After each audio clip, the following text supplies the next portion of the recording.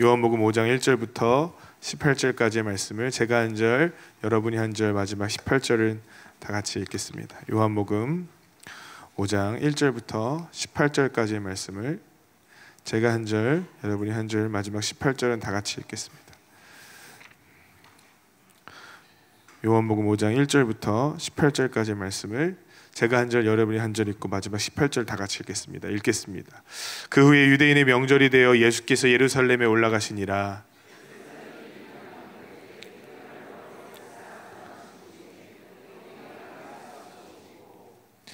그 안에 많은 병자, 맹인, 다리 저는 사람, 혈기 많은 사람들이 누워 물의 움직임을 기다리냐니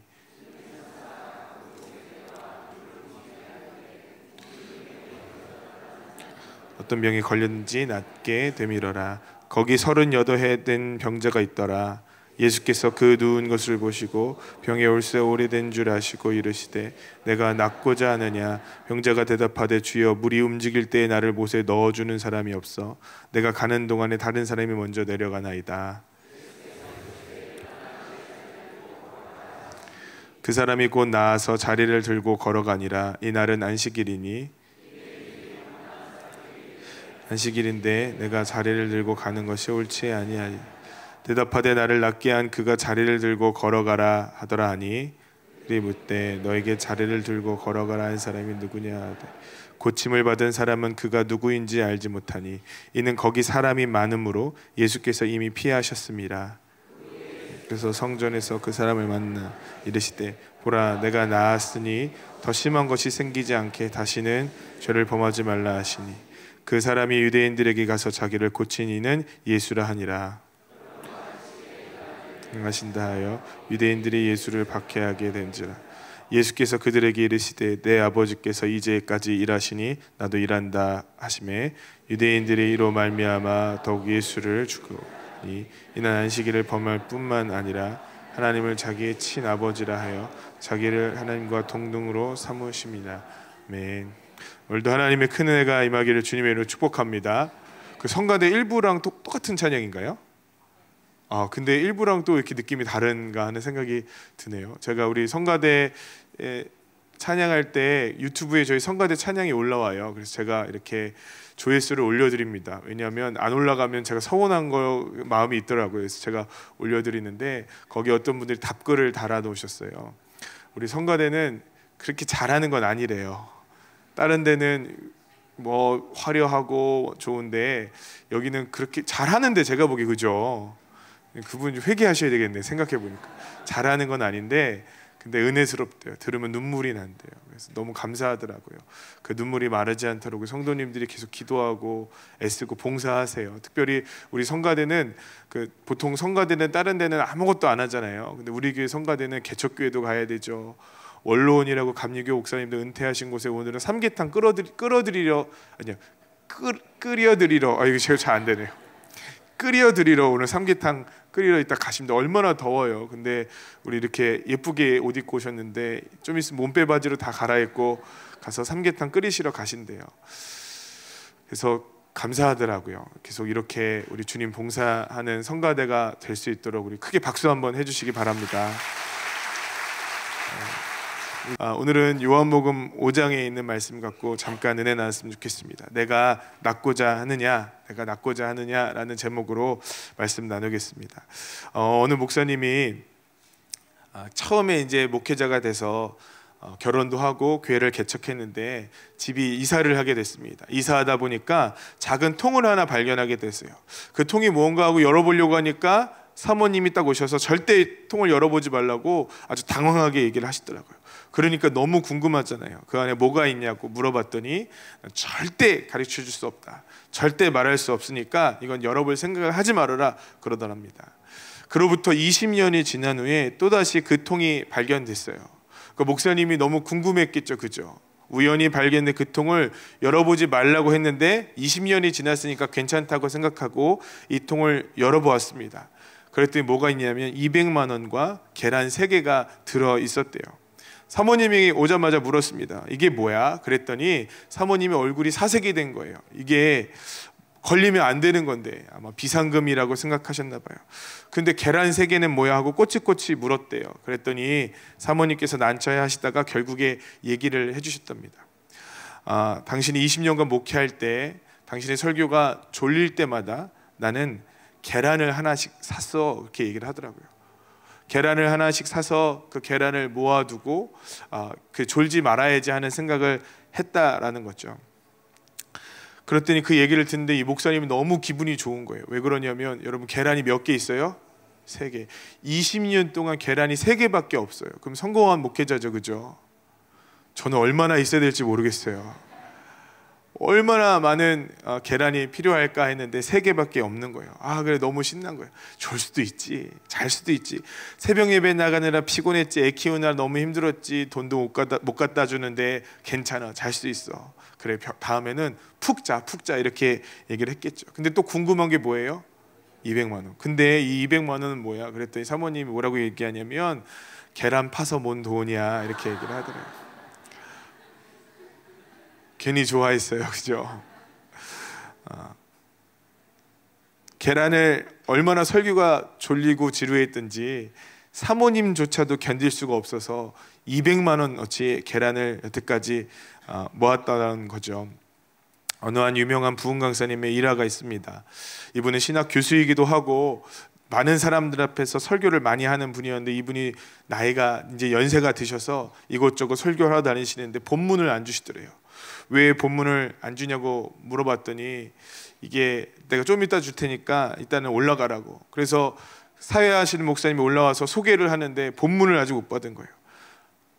허겁지겁 가서 빨리 본문을 달라고, 본문을 읽어야 되는데 본문을 달라고 하니까 이 목사님이 그러셨대요. 그냥 아무거나 읽어, 다 똑같은 얘기인데 아무거나 다 읽어도 내가 알아서 할 테니까 좋은 거 읽어, 이렇게 얘기를 하더랍니다.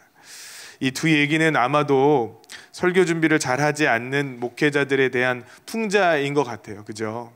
목사들이 설교를 얼마나 졸립게 하면, 목사들이 얼마나 설교를 잘 준비하지 않으면 아무나 읽어, 이 아무거나 읽어, 이거는 실화래요, 여러분. 계란, 이거는 제가 잘 모르겠습니다. 어디 유모집에서 제가 갖다 뺏겼어요.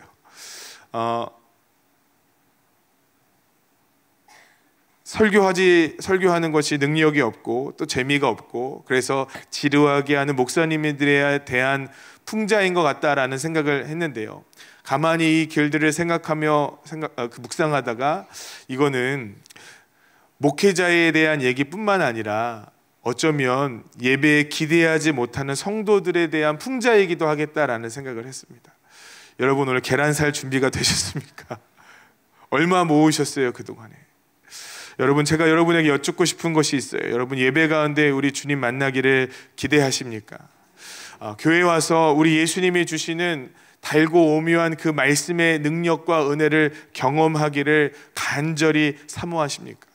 목사가 나 뜨겁게 제 설교에 은혜 받아달라고 하는 것이 아니라 이 예배 가운데 좌장하고 계시는 우리 예수님께서 주시는 은혜가 있음을 여러분 믿고 신뢰하고 그것을 간절히 소망하십니까?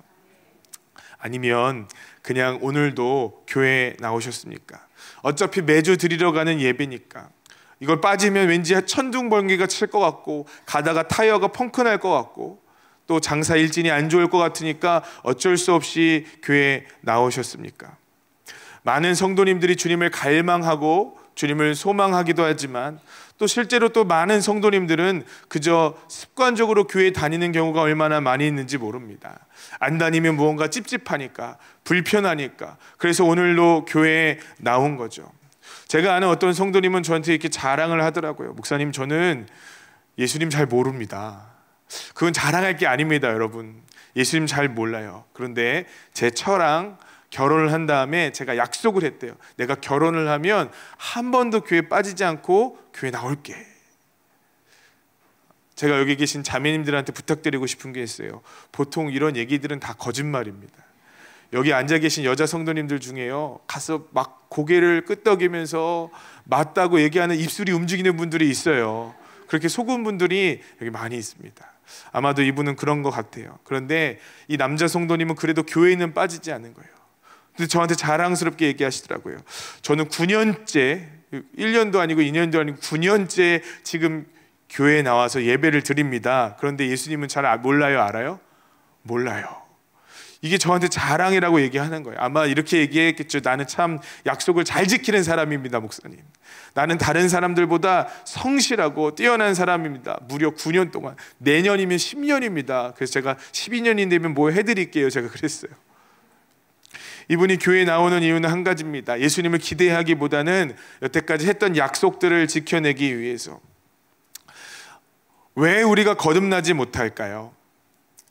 왜 많은 성도님들이 말씀대로 살고 싶은데, 하나님의 은혜 가운데 달려가고 싶은데 그러지 못할 때가 참 많이 있을까요?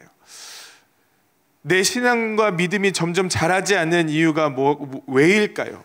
저는 바로 여기에 있다고 생각합니다. 그저 교회에 나오기 때문이죠. 여러분, 교회에 나오면요, 여러 가지 유익들이 있습니다. 좋은 인간관계를 쌓기도 합니다. 청년들은 좋은 이성 친구를 만날 수 있는 기회가 있기도 합니다. 또 사업하는 분들에겐 기회가 있을 수도 있고, 또 여러 가지 인맥이 높아져서 넓어져서 삶의 질도 좋아질 수 있겠죠. 그러나 그것이 교회를 다니는 진짜 이유라고 한다면 그건 참으로 부족한 얘기일 것 같습니다. 교회는 우리 예수님을 만나는 자리여야 합니다. 필그림 교회는 심지어 점심도 안 주는 교회예요. 이 동네에 있는 식당들이 너무너무 좋아한대요. 계속 점심을 안 줬으면 좋겠다. 여러분의 기도가 그분들의 기도보다 약합니다. 그분들이 기도하고 있어요. 필그림 교회 점심을 안 줬으면 좋겠다고. 여러분, 필그림 교회는 오직 예수님만으로 풍성한 은혜가 넘쳐날 것입니다. 다른 그 어떤 것이 우리의 만족이 될 수 없겠지요. 그러나 가만히 우리가 생각해 볼 때 과연 이 예배 가운데 주님을 갈망하는 마음이 있는가?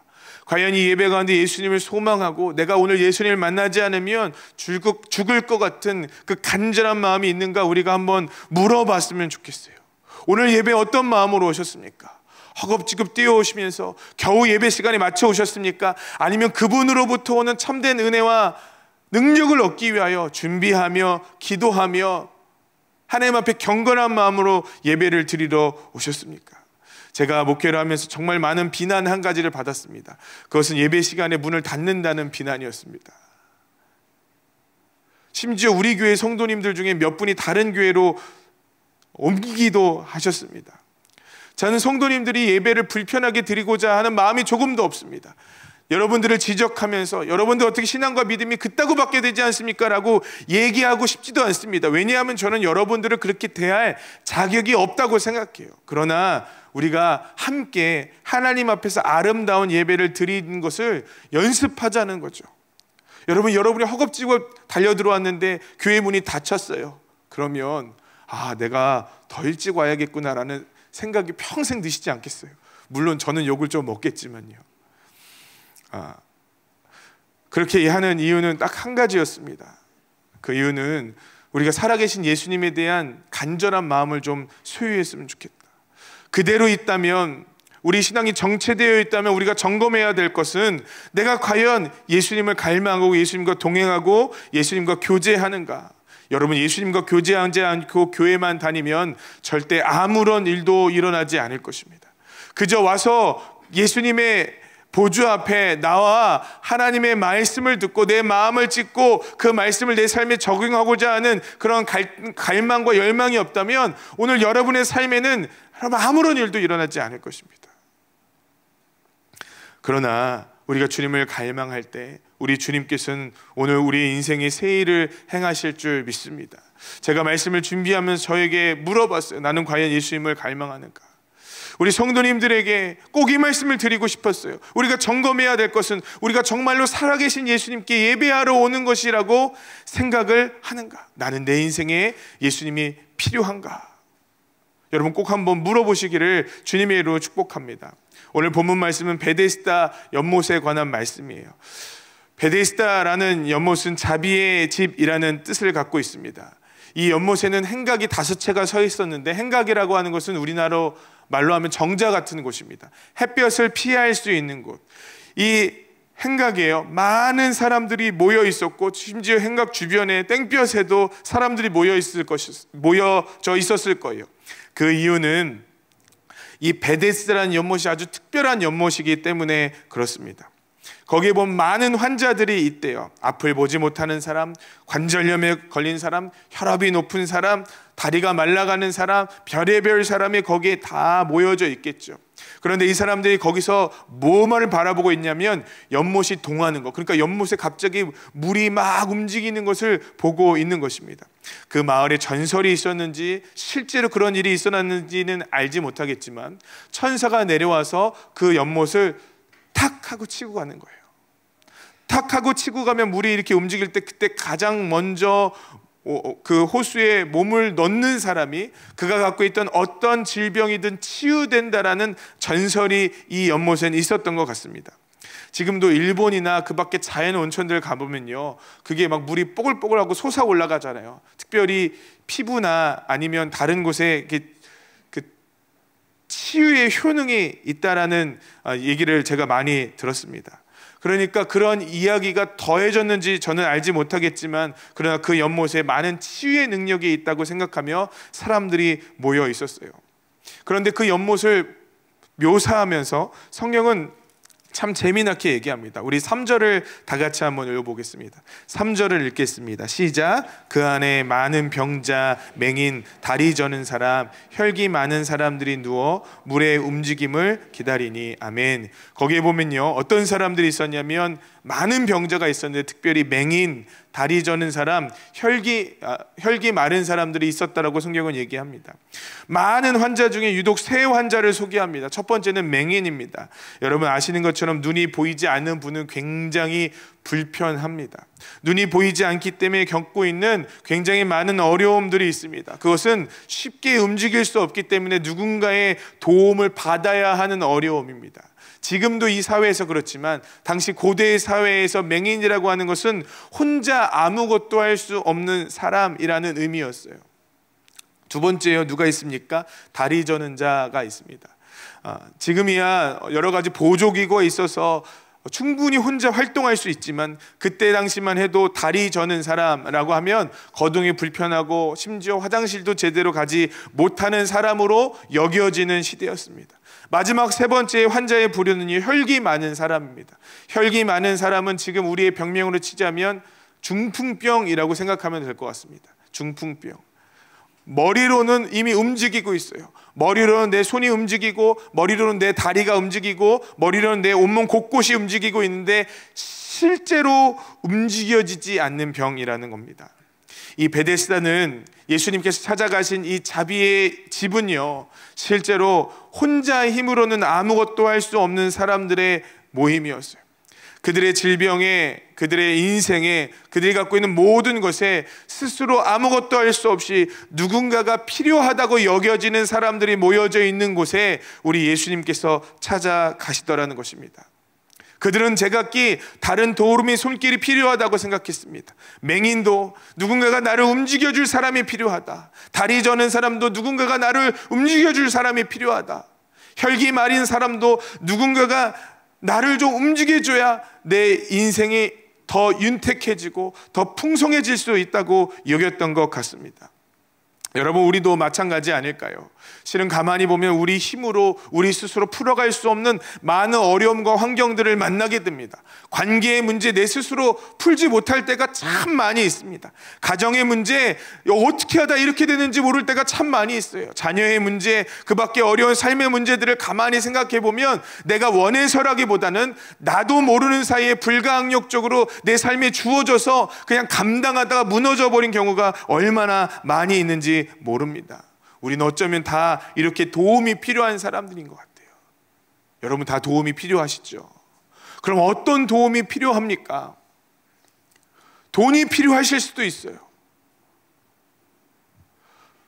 슈퍼맨과 같이 내 인생을 착착착 도와줄 수 있는 어떠한 사람이 필요할지도 모르겠습니다. 딱 이것만 넘어갈 수 있도록 누군가가 도와주면 좋겠는데, 요 문제만 해결되면 좋겠는데, 요것만 넘어가면 좋겠는데 하는 많은 도움의 종류들이 있을 것 같아요. 그런데 오늘 본문 말씀에 예수님은 딱 한 가지가 필요하다라고 얘기하고 계십니다. 누굴까요? 바로 예수님 그분이 우리에게 필요하다라고 말씀하시는 겁니다. 교회 나오면서 우리에게 꼭 필요한 분이 예수님이라는 것을 알아차리는 것이 참 힘든 것 같습니다. 실은 우리에게 필요한 것이 다른 기회요, 다른 세상적인 것이요, 다른 그 어떤 것일 때가 얼마나 많이 있는지 모르겠습니다. 오늘 예배 가운데 여러분 꼭 필요한 것이 뭡니까? 예수님으로부터 오는 은혜가 우리 가운데 필요하다고 여겨지십니까? 아니면 그 문제들이 해결되는 것이 필요하다고 여겨지십니까? 혼자 힘으로 움직일 수 없는 사람들은 저각기 제각기 상상을 하면서 그들의 인생이 나아지길 바랬습니다. 내 인생을 더 윤택하게 해줄 수 있는 것이 무엇일까를 꿈꾸면서, 그래 이것만 해결되면, 이것만 있다면, 이 부분만 주어진다면 내 삶은 더 좋아질 거야라고 상상의 나래를 펼치며 여전히 그 가운데 있지 않았겠습니까? 오늘 예수님은 그 중에 38년 된 병자에게 집중하십니다.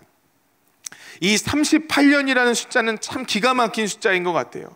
지난번에도 한번 말씀드렸지만 신명기 2장에 보면 이스라엘 백성들이 가네스 바네아에서 하나님의 말씀에 불순종하고 거역하기 시작합니다. 하나님께서 분명히 약속하신 가나안 땅으로 들어가라라고 말씀하시는데 그 땅은 우리가 들어갈 수 없는 땅입니다라고 아예 선언을 해버리게 됩니다. 그래서 이스라엘 백성들이 처한 상황이 뭐였냐면요, 무려 38년 동안 광야에서 머물다가 하나님의 약속의 땅에 머물지 못하고 죽어야겠습니다.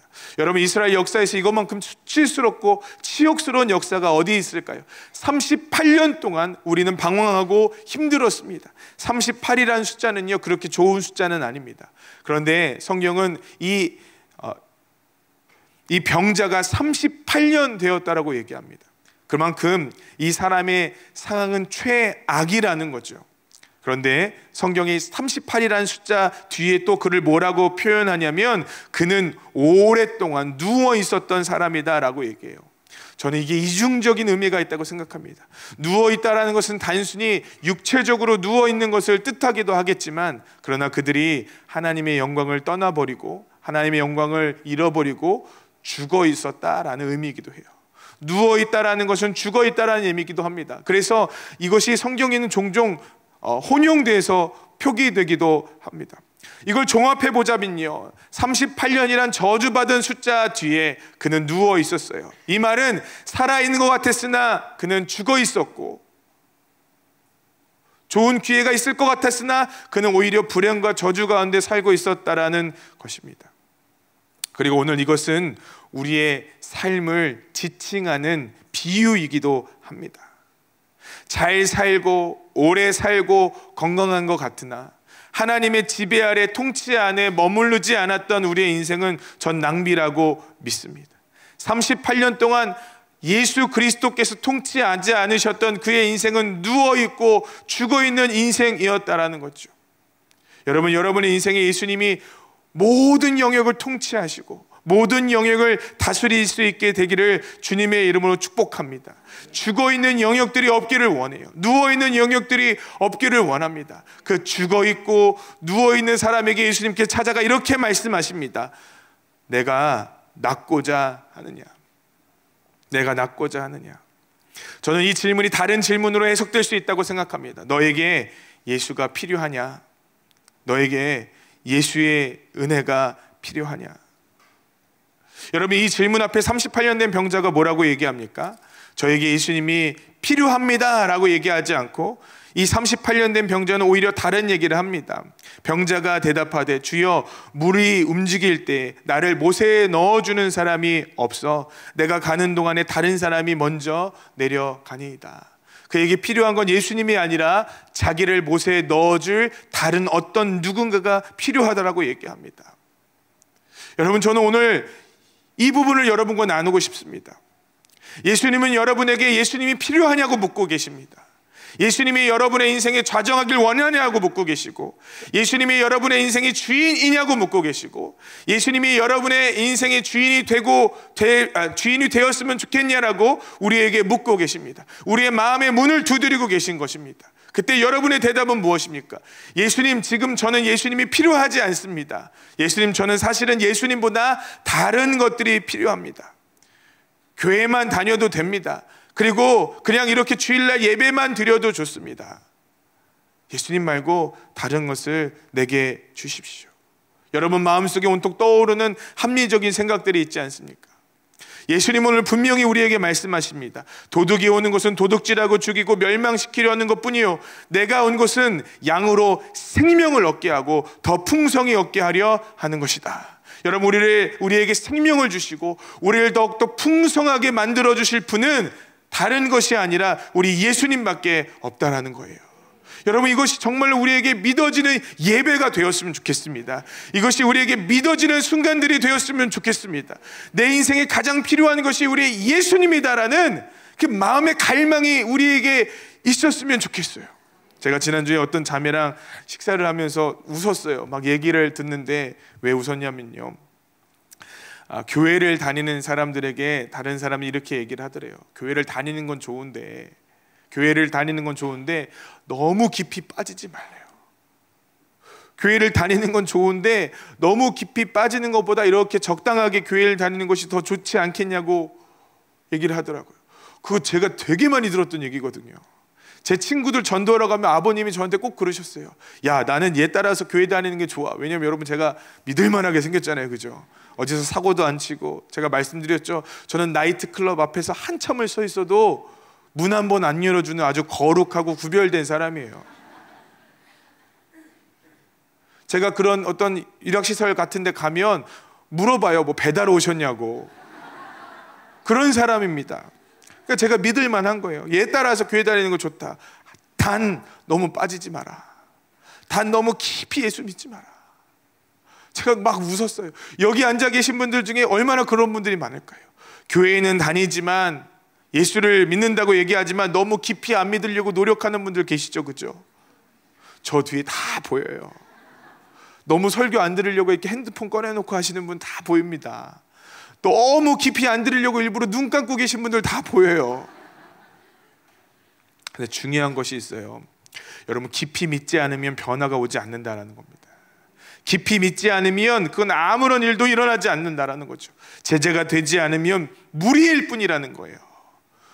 제자와 무리의 중간 단계는 없습니다. 성경은 분명히 제자와 무리를 얘기합니다. 염소 아니면 양을 얘기합니다. 주님과 가까이 따라가지 않으면 주님과 멀어진 자들이라고 얘기합니다. 오늘 우리는 적당히 예수님을 믿으려고 해요. 그러나 갈라디아서 2장 20절은 오히려 분명하게 이렇게 얘기합니다. 내가 예수 그리스도 예수와 함께 십자가에 못 박혀 죽었나니. 여러분, 이게 얼마나 극단적입니까? 이거보다 더 극단적인 게 어디 있어요? 저 예수님과 함께 죽었습니다. 뭔 소리야? 뭐라고? 아마 깊이 빠지지 말라고 하는 분들이 들으면 아마 깜짝 놀랄 만한 일입니다. 그런데 이 안에 예수의 생명이 없다면 죽어 있는 거라는 거예요. 우리 마가이 다락방에 어느 성도님이 한 청년을 전도해 갖고 오셨어요. 오늘 그 청년이 왔는지 모르겠습니다. 기도해 주세요. 그 청년이 어느 날 몸이 불편해서 검사를 해봤더니 폐가 이렇게 멈추는, 점점 이렇게 기능을 안 하는 병에 걸렸대요. 이 병이 해결될 수 있는 유일한 방법이 한 가지가 있는데, 그것은 폐를 이식하는 거랍니다. 폐를 이식하지 않으면 죽는 거예요.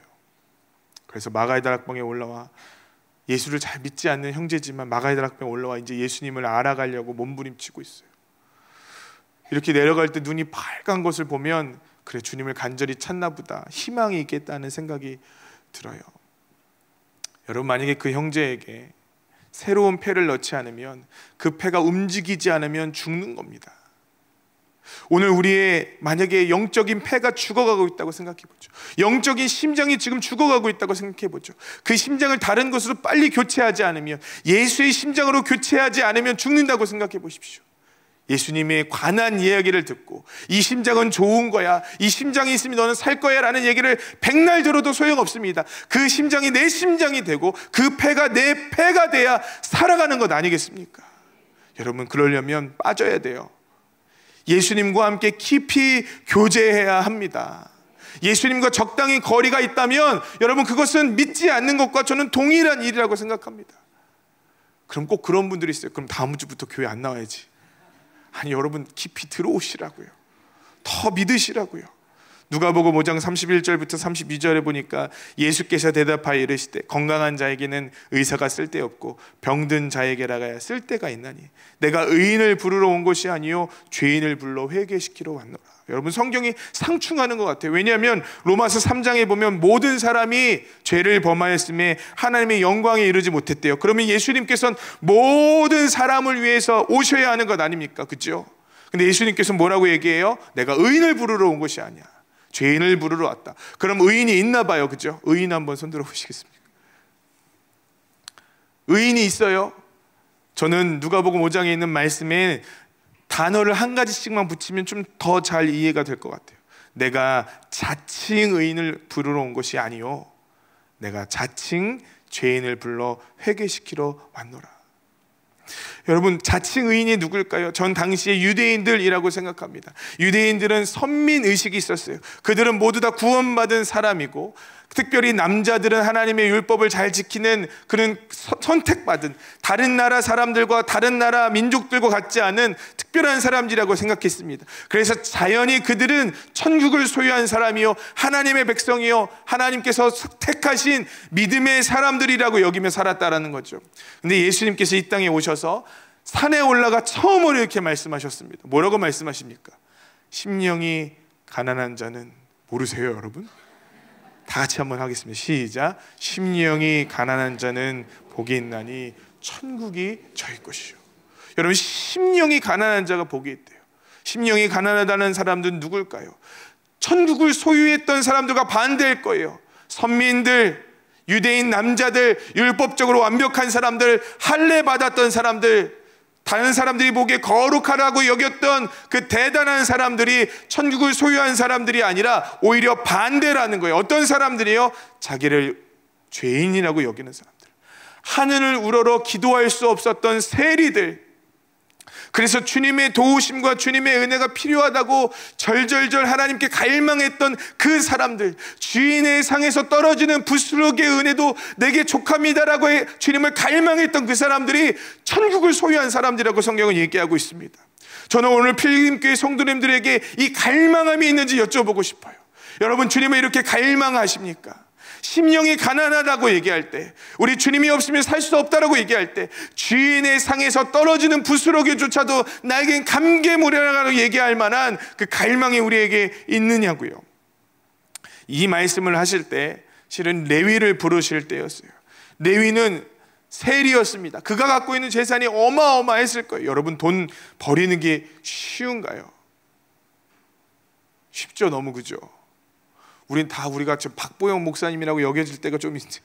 그깟 의사 다 버려버리지 뭐. 의사 아무것도 아니잖아요, 그죠? 그깟 돈 그냥 버려버리지. 여러분, 돈 버리는 거 전 쉽지가 않을 것 같아요. 없어봐서 잘 모르겠지만. 의사 면허증은요, 제가 한번 말씀드렸잖아요. 박 목사님 그 보건복지부인가 거기서 경고장이 날라왔어요. 마지막 경고장이라고 날라왔어요. 내용이 이래요. 지금 어디서 의료행위를 하고 있는지 모르겠지만 이렇게 행방불명 되셨다는 거죠. 어디서 의료행위를 하고 있는지 모르겠지만 빨리 신고하지 않으면 면허 취소될 거라고. 여러분, 그냥 신고만 하면 돼요. 그거 어려우세요 여러분? 그냥 가서 저 살아있습니다, 의사는 안 하지만 목사하고 있어요, 할렐루야, 이렇게 하고 오시면 돼요. 그러면 의사 면허증은 살아있잖아요. 근데 그냥 쓰레기통에 버려버리라 그러시더라고요. 제가 아까워서 잠이 안 와요.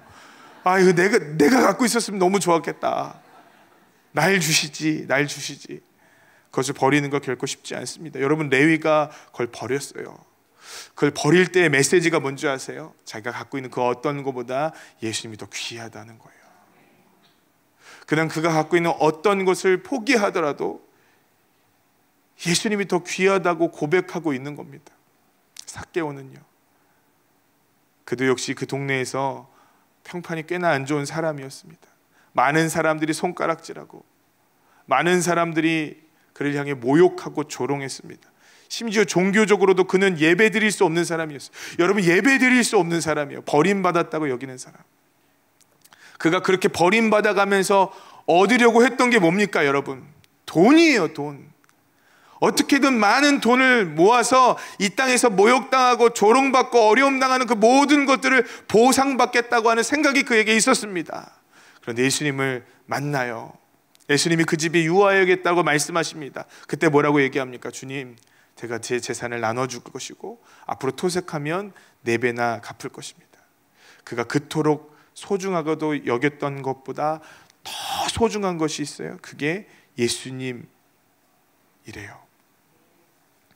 맹인은 길을 가던 예수님 향해서 소리를 지릅니다. 다윗의 자손 예수여, 나를 불쌍히 여기소서. 다윗의 자손 예수여, 나를 불쌍히 여기소서. 왜 그렇게 목 놓아 소리를 지릅니까? 다른 사람들이 조용히 하라고 요구를 하고 때로는 돌을 던졌을 것입니다.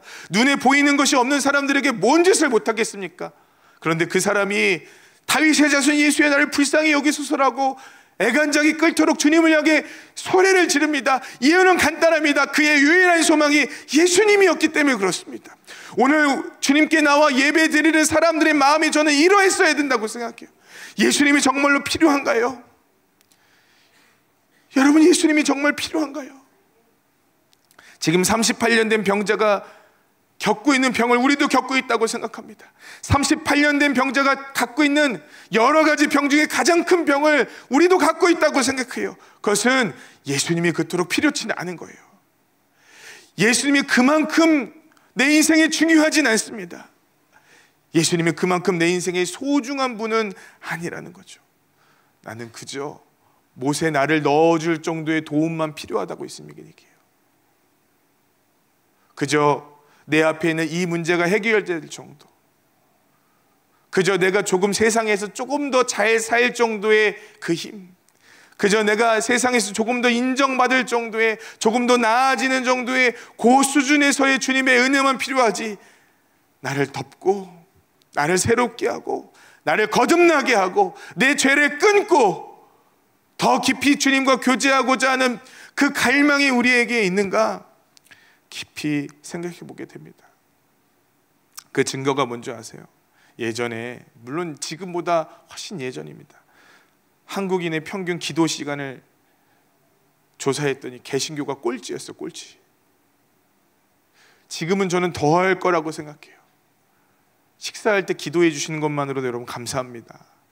주일날 빼먹지 않고 예배 드려주시는 것만으로도 감사합니다.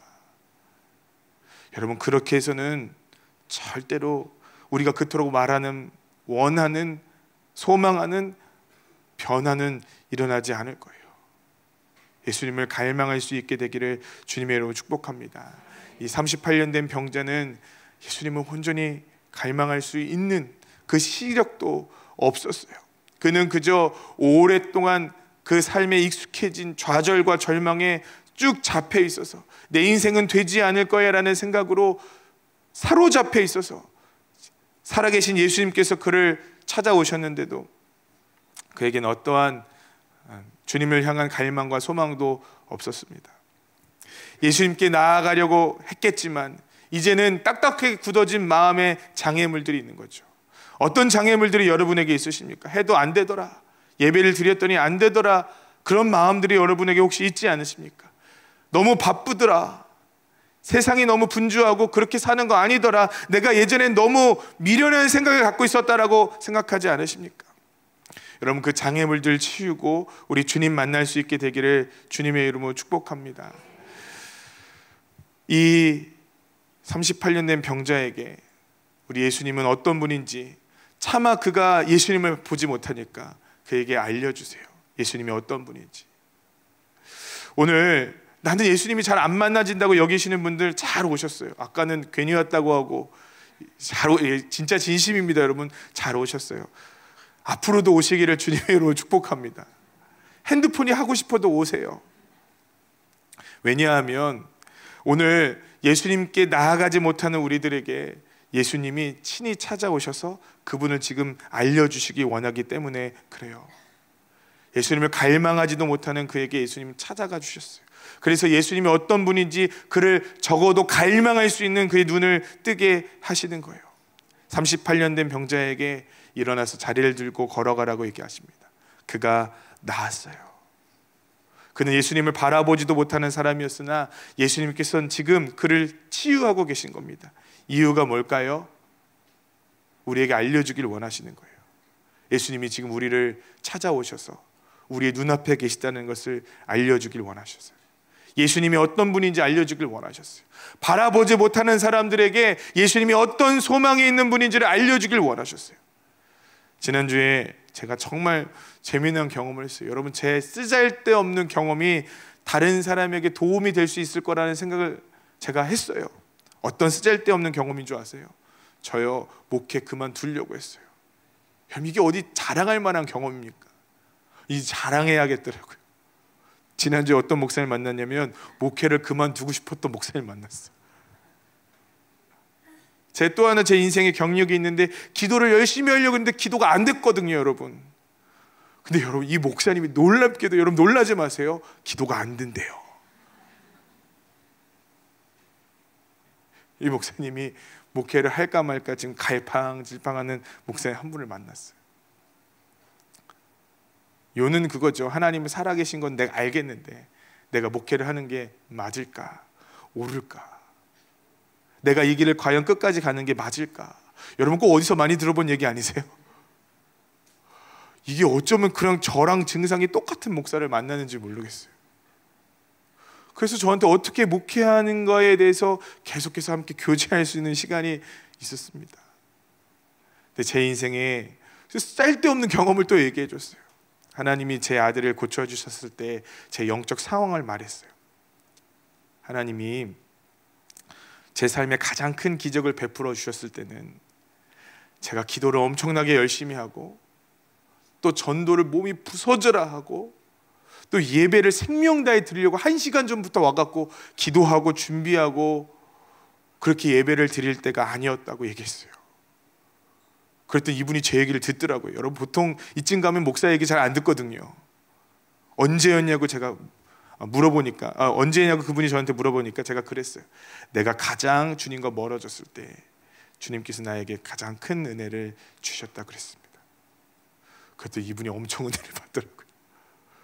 제 이 쓸데없는 경험이 다른 분에게 은혜가 되는 줄을 제가 몰랐어요. 제가 그래서 예수님에 대해서 설명해 줬어요.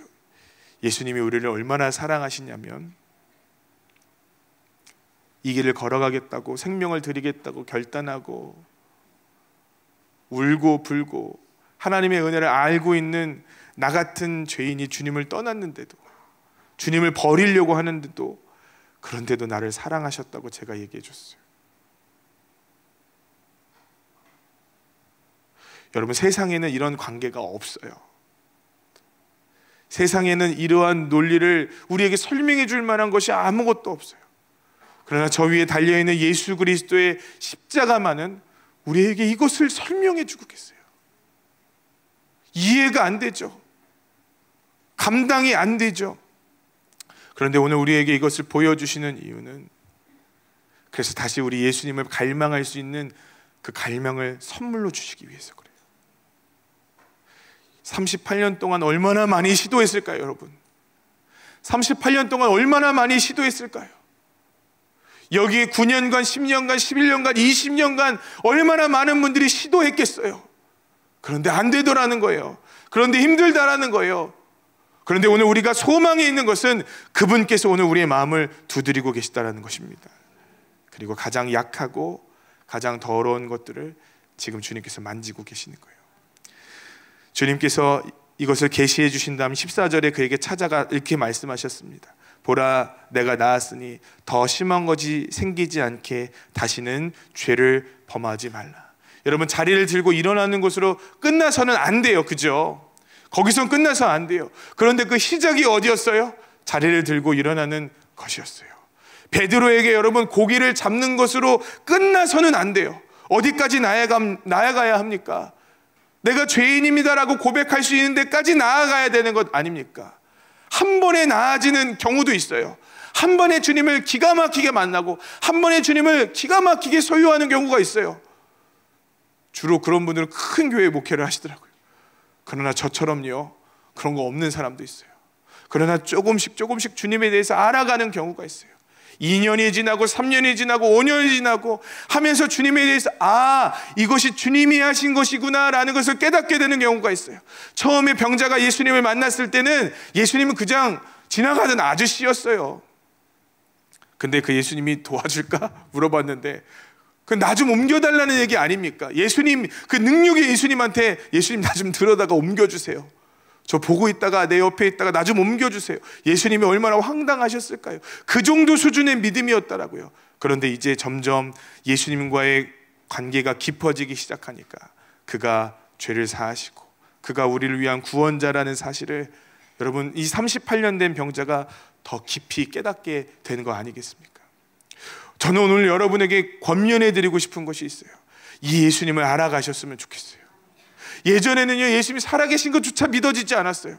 그래도 어떤 분은 이제 9년쯤 되니까 예수님이 살아계신 건 아는데 나의 예수님인 건 모르겠대. 이게 9년 동안 하신 일이에요. 놀라운 일이에요.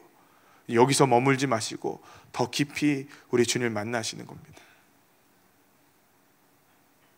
더 깊이 우리 예수님을 갈망할 수 있게 되시기를 주님으로 축복합니다. 그래서 저는 한 분도 빠짐없이 우리 예수님 없이는 살 수 없는 분들이 되셨으면 좋겠어요. 여러분, 참치 아시죠? 참치가 살이 빨개요. 살이 빨간 생선들의 특징이 있답니다. 멈춰 있으면 안 된대요. 끊임없이 수영을 해서 몸을 움직여야 된답니다. 몸을 움직이지 않으면 몸에 산소가 공급되지 않아서 움직이지 않는 것은 죽는 것을 뜻하는 거예요. 심지어 그래서 이 참치 같은 그 고기들은요, 잠잘 때도 뇌가 반쯤 깨어 있는데요. 그래서 막 움직이고 또 다음 뇌가 깨어서 누워 이렇게 움직이고. 저는요, 이게 예수 믿는 사람들이라고 생각해요. 여러분, 예수님과 떨어지면 우린 죽는 거예요. 예수님과 멀어지면 죽는 거예요. 어떤 때는 자면서도 우리 예수님과 떨어지면 내가 죽는다라는 마음의 생각이 있어야 되지 않겠습니까? 그 주님과 떠날 수 없는 관계들이 되시기를 주님의 이름으로 축복합니다. 우리 찬양하고 함께 기도했으면 좋겠어요. 이 창에 후렴에 이렇게 기록하고 있습니다. 주의 말씀 의지하여 깊은 곳에 금을 던져 오늘 그가 놀라운 일을 이루시는 것 봐라. 여러분, 오늘 우리 주님께서 우리에게 주님을 알게 하시는 많은 사건들이 있을 거라고 생각해요. 내가 예배 드렸는데 이러한 작은 일들이 일어났는데 이것이 점점점 쌓여서 우리의 믿음이 되는 겁니다. 그리고 끝내는 믿는 자에게 능치 못함이 없습니다라고 아주 고백할 수 있는 믿음으로 자라나게 하실 거라고 믿어요. 우리 찬양하면서 주님, 내가 날마다 조금씩 더 주님을 경험하게 하여 주시고 하나님, 이제는 강력한 믿음으로 살아갈 수 있도록 허락하여 주시옵소서. 우리 고백할 수 있었으면 좋겠습니다. 찬양하겠습니다. 전능하신 나의 주 하나님은